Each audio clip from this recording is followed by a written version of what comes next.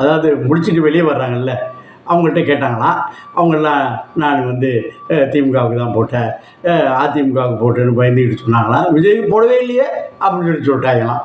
இது ஒரு கருத்து கணிப்பாக எடுத்து போட்டுக்கிட்டு இருக்காங்க. இன்றைக்கி நேரத்தில் அந்த காலத்துலேருந்து கருத்து கணிப்பு வந்து ஆளும் வர்க்கமும் காசு உள்ளவங்க செய்யக்கூடிய ஒரு சாதாரண பணிகள் தான்.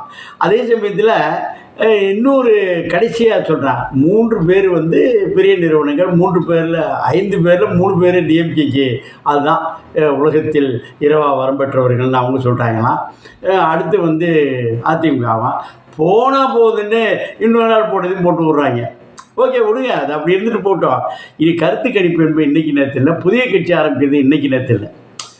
அதாவது அப்போது என்ன பண்ணாங்கன்னா, காங்கிரஸும் அப்போது அந்த ஜனதா கட்சி அது மாதிரிலாம் வந்த சமயத்தில் அஸ்ஸாமில் வந்து மாணவர்களாக சேர்ந்து அஸ்ஸாம் கணபரிஷத்துன்னு மாணவர்களாக சேர்ந்து பண்ணாங்க.